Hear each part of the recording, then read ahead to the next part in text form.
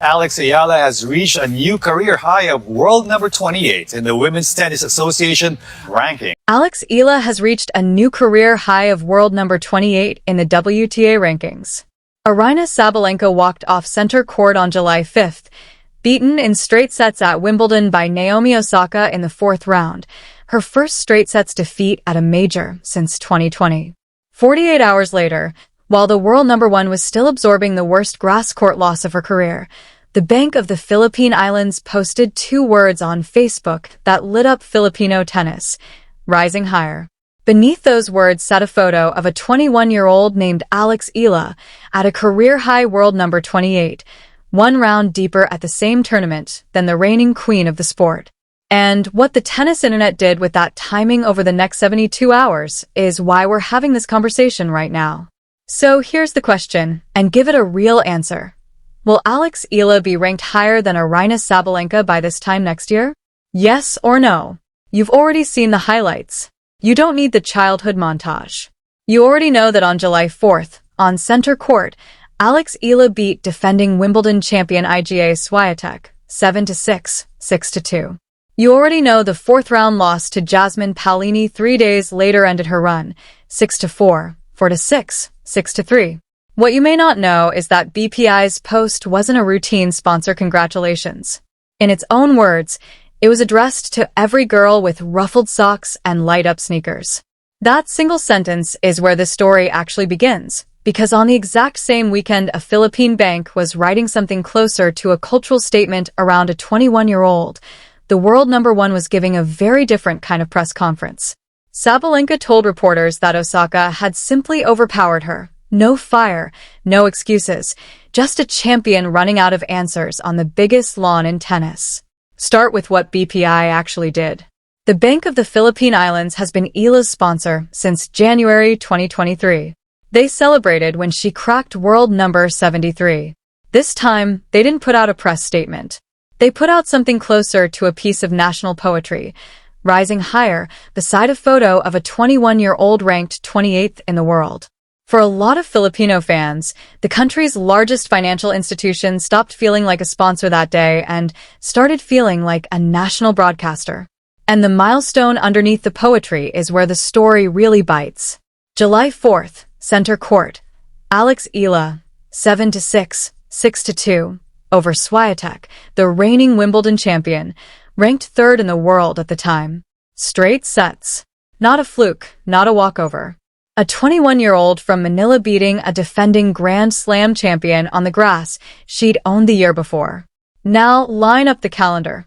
Friday, July 4th, Eala beats the reigning Wimbledon champion. Sunday, July 5th, Sabalenka gets bounced by Osaka. Monday, July 7th, Eala falls to Paolini in 3 sets, but exits the tournament having outlasted the world number one by an entire round. Wednesday, BPI's rising higher post lands. That's a week in July that reshuffled a lot of assumptions in women's tennis. And the Filipino fanbase that had been talking about Alex Eala since her Miami quarterfinal run last year finally had something concrete to point to: a career-high ranking, an upset of a defending champion, and the world number one sitting 1 round below her on the same draw sheet. Now, this next part is worth flagging clearly as commentary, not established fact. Some fans and observers have pointed to Sabalenka's history at Roland Garros this year, where she lost the final to Coco Gauff and told reporters, by most accounts, that Gauff won not because she played incredible tennis, but because Sabalenka herself made too many mistakes, comments she later apologized for and called unprofessional. Some people online have taken that moment and built a broader theory around it, suggesting a pattern in how Sabalenka handles losses to younger, rising players. That's a real quote and a real apology on the record. Whether it adds up to a genuine pattern, though, is speculation, not something anyone can state as fact, and it's worth treating it that way rather than as a settled character read on a real person.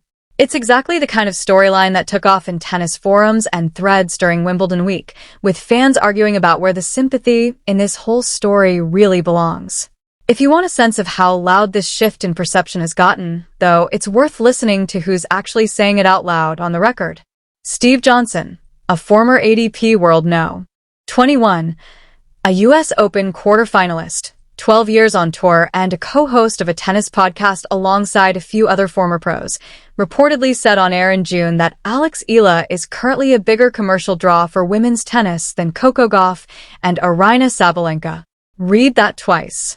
A tour veteran, sitting alongside other former top 20 professionals, publicly ranking a 21-year-old from the Philippines above the reigning world number 1 in terms of drawing power. That's not a fan poll. That's not a hype tweet.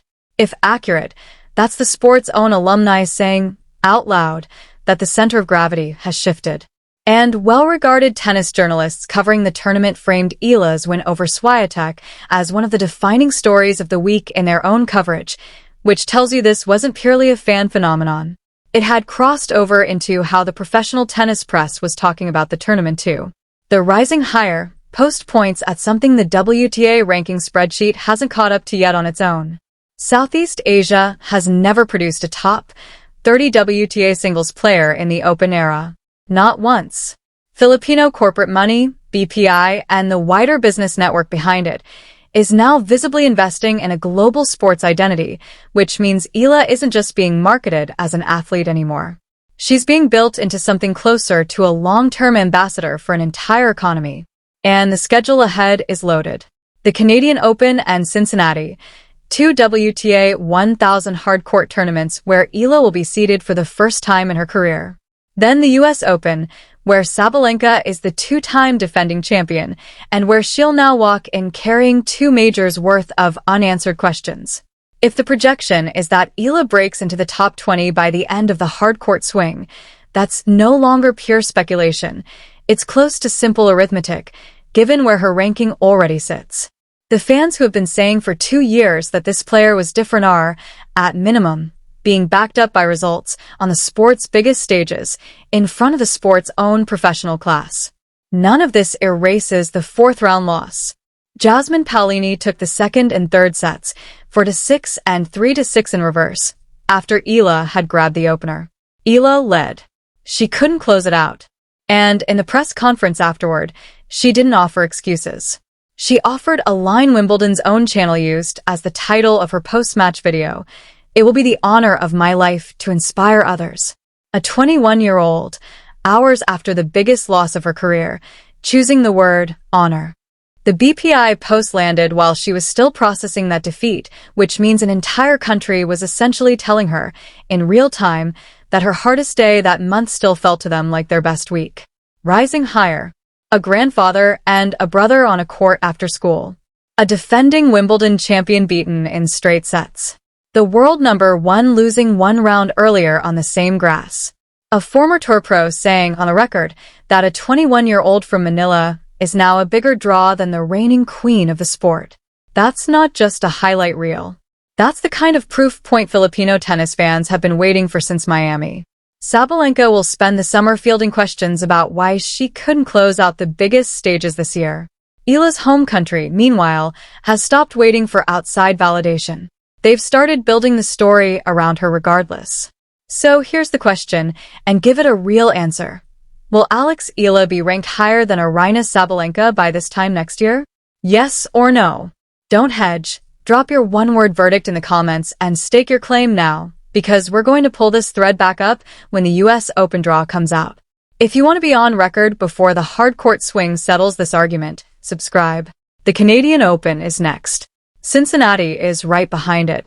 And the moment Eala walks into Flushing Meadows as a seeded threat to the 2-time defending champion, this channel is going to have the receipts, including yours. Tennis Unfiltered.